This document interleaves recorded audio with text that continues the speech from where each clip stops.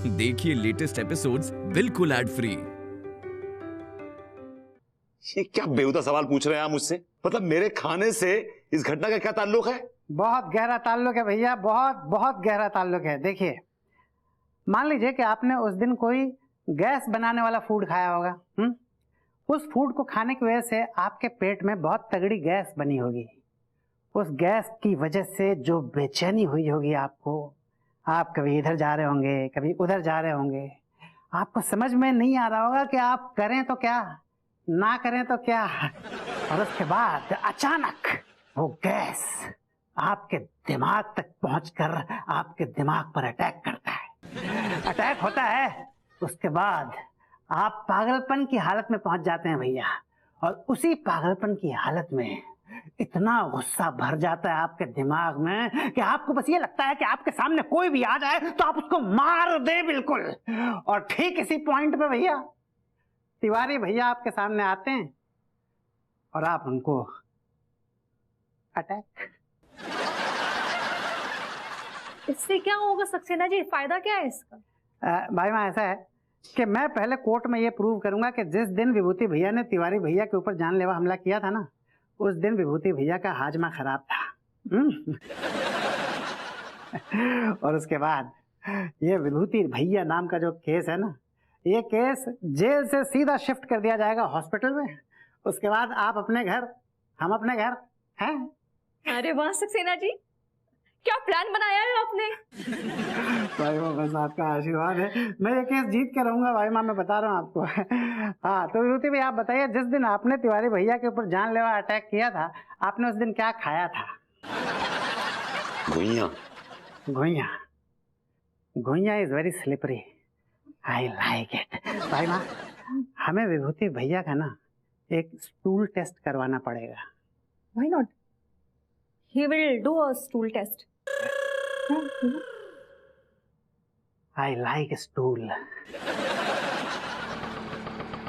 सजना है मुझे सजना के लिए।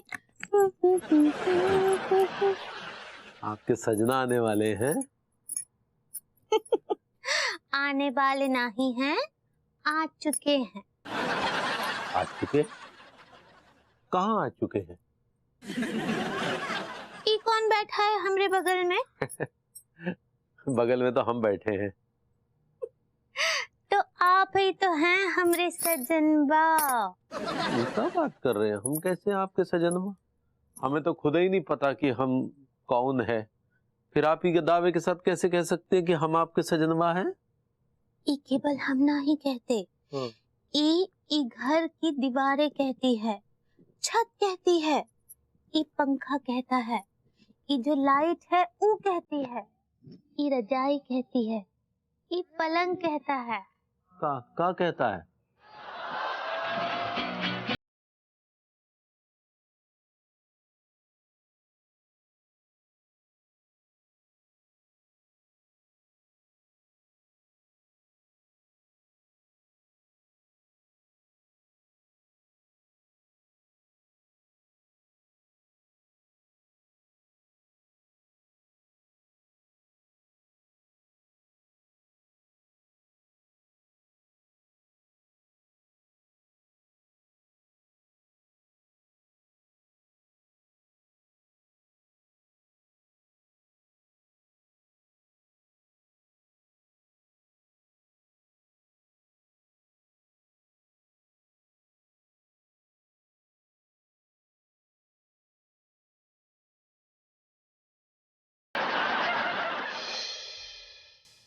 अरे अरे सुनो हवलदार, क्या है? वो स्टूल कलेक्ट करवा लिया आपने?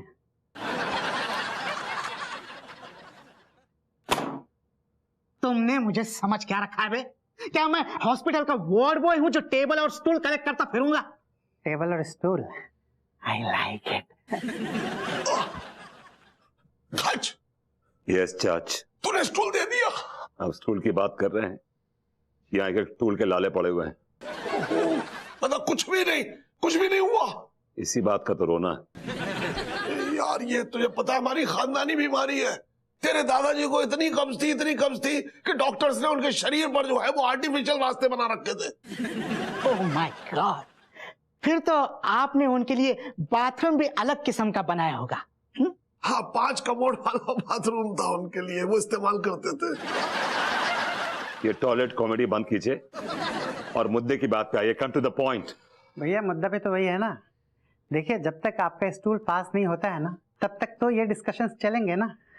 हम पहले आपकी जड़ों तक जाएंगे और आपकी जड़ों में जाकर ये पता लगाएंगे कि मामला आखिर अटका हुआ कहाँ है ना। चाच, अगर मुझे कुछ हो गया ना तो याद रखिएगा आप और अन्नू जिम्मेदार होंगे इस बात के। अरे यार, ये बिल्कुल सही कह रहा है। जब तक स्टूल पास नहीं होगा तब तक ये सारे टेस्ट तो करने ही पड़ेंगे ना। आपकी भी बुद्धि भ्रष्ट होगी सक्सेना जी की तरह। अरे क्या हुआ? अन्नू, मैं मर जाऊंगा। तुमने अच्छा नहीं किया, मेरे साथ अच्छा नहीं किया तुमने। अरे लेकिन क्या हुआ, साफ साफ बताओ, मैंने क्या किया? असल में विभूति भैया का स्टूल पास नहीं हो रहा है, तो हमें या तो इनकी ऑटोप्सी करानी पड़ेगी, या एंडोस्कोपी करानी पड़ेगी, या हॉरोस्कोपी करानी पड़ेगी। विभू, आर यू ओके? कब से हो रहा है ये सब? बचपन से हो रहा है, ये हमारी खानदानी बीमारी है। तुम मुझे एक बात बताओ, तुम किसी शख्स को रात को अगर सूखी रोटी दोगे खाने के लिए तो सुबह से क्या उम्मीद रखोगी सिवाय आहों के और कराहों के?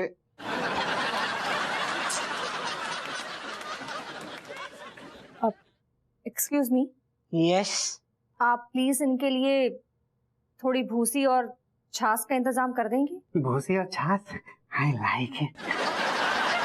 हाँ हाँ, क्यों नहीं। अब भूसी से ना एकदम मामला एकदम क्लियर हो जाएगा, हड़ के। चाचा जी, आप किसी भी तरह मामला क्लियर करवाइए। मुझे शाम तक किसी भी हाल में रिपोर्ट चाहिए। कल सक्सेना जी को ये कोर्ट में पेश करना है, समझे?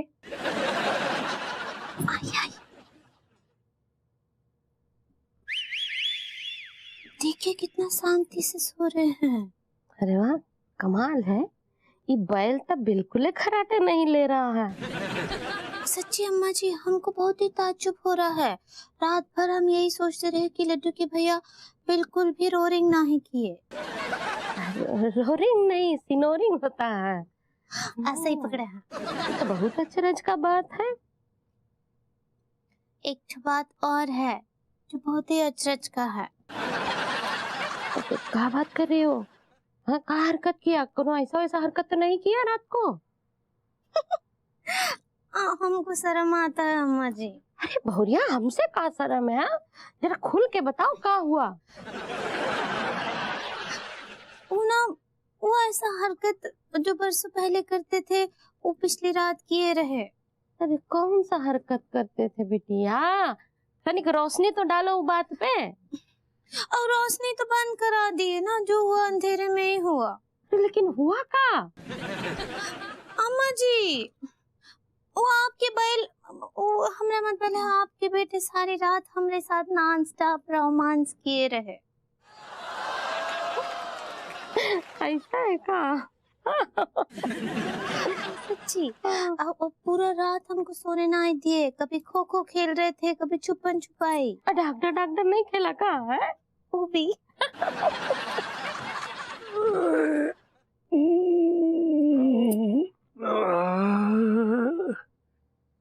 पराई औरत के साथ रोमांस करने का मजा ही कुछ और है।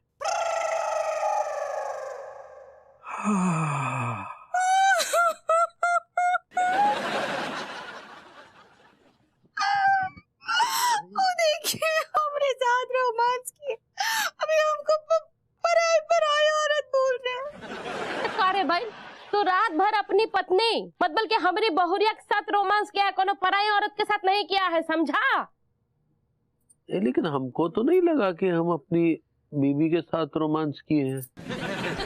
बल्कि ये मोहतरमा ही आई हमसे कहने लगी हमको रोमांस करना है, तो हमको लगा कि किसी पराई स्त्री का दिल नहीं दुखाना चाहिए, इसलिए हम भी टूट के रोमांस किए।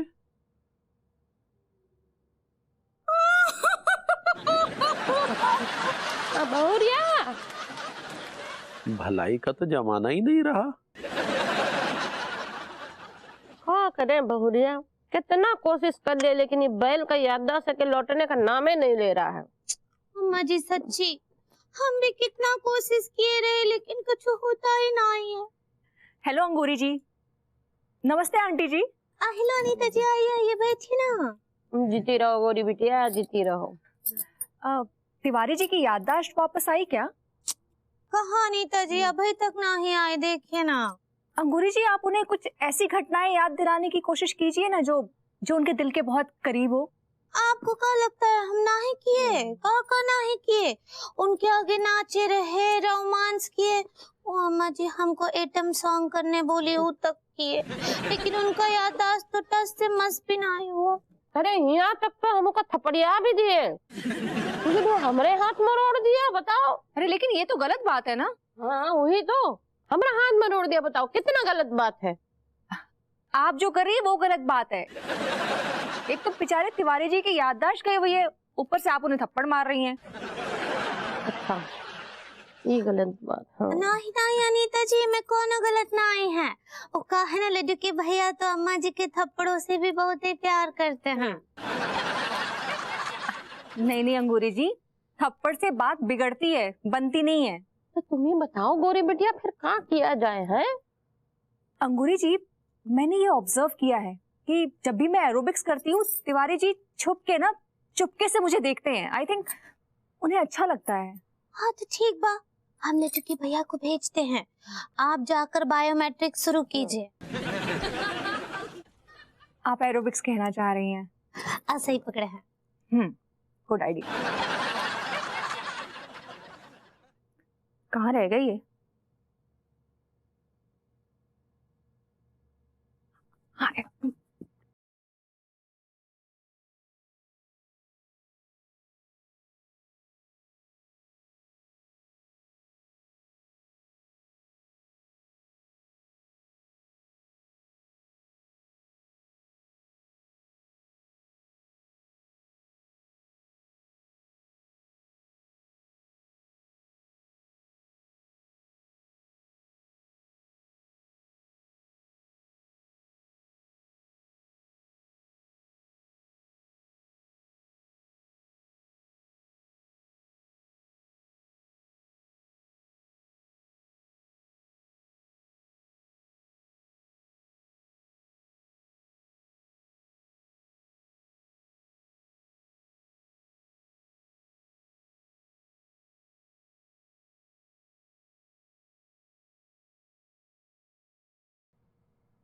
Tiwari ji, what is this? आप ऐसे छुप छुप कर क्यों देख रहे हैं मुझे? अरे अरे क्या हुआ, क्या? अरे रुक क्यों गई मेरी छमिया? 2-4 ठुमके और लगा दो ना। छमिया बुलाया आपने मुझे? आपकी हिम्मत कैसे हुई? How dare you? अरे छमिया तो कहे तो क्या आपको हिमेश रेशमिया कह के बुलाएं? होश में तो है?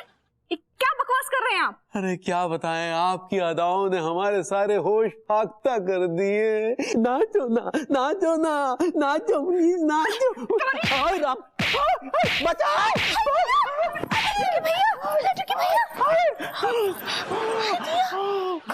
क्या हुआ अनीता जी? This man has gone totally crazy. मुझे छमिया कह के बुला रहे हैं, मुझे छेड़ रहे हैं। आप इनको ले जाए, नहीं तो मैं बहुत पीट दूंगी, मुझे बहुत गुस्सा आ रहा है। अरे कहाँ ले जाएं? छमिया कहाँ? 2-4 ठुमके तो लगा दो, ये बोलो ना छमिया को। चुप कीजिए। क्या है ये कौन सा टपोरी वाला भाषा बोल रहे हैं? आपको शर्म नहीं आ रहा है? पूरी इज्जत के कचरे कर दिए। चलिए। अरे तो तुम ही 2-4 ठुमके लगा दो, उसमें क्या बिगड़ जाएगा? आइडिया।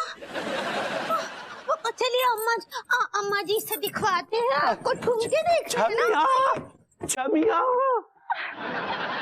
गॉड!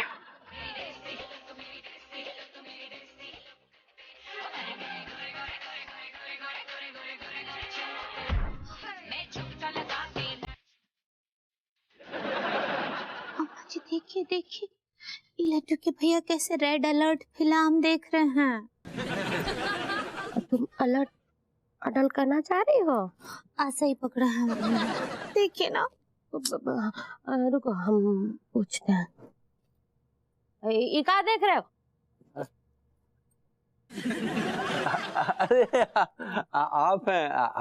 आइए ना आंटी जी, आइए ना, देखिए ना, बहुत अच्छी फिल्म है। आइए देखिए ना, बैठिए बैठिए। आप भी आइए ना, आप भी देखिए। नहीं नहीं हटी, हम ऐसे सबके सामने ऐसा अश्लील फिल्म नहीं देखते हैं। ओह अच्छा अच्छा। आंटी जी एक काम करो, आप तनिक बाहर जाओ, बाहर जाओ। अरे जाइए ना बाहर तनिक। ओहो हम कह रहे हैं ना तनिक बाहर जाओ। आप थोड़ी यहाँ आइए, आप आइए यहाँ बैठिए, आप देखिए क्या कर रहे हैं। अरे वही तो कर रहे हैं जो रात को करिए। देखिए हमको तो लड्डू के भैया के इरादे का ठीक नहीं लग रहा है अम्मा जी। अरे आइए ना बैठिए, देखिए ना। हाँ आइए बैठिए। अरे हमको फिल्म नहीं देखना है, समाचार देखना है। यार समाचार काहे लगा दिया है, इतनी अच्छी फिल्म आ रही थी, तो देखने दो। Breaking news, breaking news, breaking news. सूत्रों से पता चला है देश का मशहूर गुंडा राका, जिसने शरीफ लोगों का जीना मुश्किल कर रखा था, जो लोगों को कर्जे देकर उनकी बीवियों को उठा लेता था। जी हां, अब वो पुलिस के हिरासत में है। ये देखिए राका की तस्वीर। वो हर बार सबूतों के अभाव से बच के निकल जाता था, लेकिन इस बार ऐसा नहीं होगा। पुलिस के हाथ लगा चश्मदीद गवाह सबूत, जिससे उसे फांसी के फंदे तक पहुंचाने में देश का नंबर 1 वकील भी नहीं रोक सकता। ए भैया एक बात ध्यान से सुन ले, मेरे पैसे नहीं लौटाए ना मैं तेरी बीवी को उठा के ले जाऊंगा। भैया एक बात ध्यान से सुन ले, पैसे नहीं लौटाए ना तेरी बीवी को उठा के ले जाऊंगा। भैया राका, ये है राका जिससे हमने 2 करोड़ रुपया उधार लिए थे, जिसने हमारा जीना हराम कर दिया था। ये राका हमको धमका रहा था कि ये जो हमारी बीवी को उठा के ले जाएगा, और इसी वजह से हमने अपनी 2 करोड़ की पॉलिसी भुनाने के लिए भभूति जी से साथ मिलकर नाटक कर किया था कि वो हमको गोली मार दे। ये राका जी अम्मा जी, हमको लगता है लड्डू के भैया का याददाश्त वापस आ गया है। सुनिए भाई साहब, हमरा मत बोलो लड्डू के भैया, हम कौन है? अरे तुम तो, हम कैसे भूल सकते पगली, तुम ही तो हमारी अंगूरी हो, जिसकी हिफाजत के लिए हमने ये सब किया। उनको याद आ गया। तुमको सब याद आ गया? अम्मा हाँ, हमको सब याद आ गया, सब याद आ गया, सब याद आ गया। हमको कहानी बताया ये सब बात है? अरे 2-4 करोड़ तो हमारे खाते में ऐसा ही पड़े रहते हैं। क्या बताए अम्मा, हम तुमको टेंशन नहीं देना चाहते थे। अरे टेंशन तो हमको अब हो रहा है, वो भी की वजह से है। ऐसा कोनो बात हो भविष्य में तो हमको फोन लगाना सीधा, समझे ना। अरे 2 लोगन का प्रॉपर्टी तुम्हारे नाम पे है। 2 लोगन का प्रॉपर्टी अमत बलम्मा जी? अरे जुम्मन लाल जी का है, पंडित रामफल जी का है।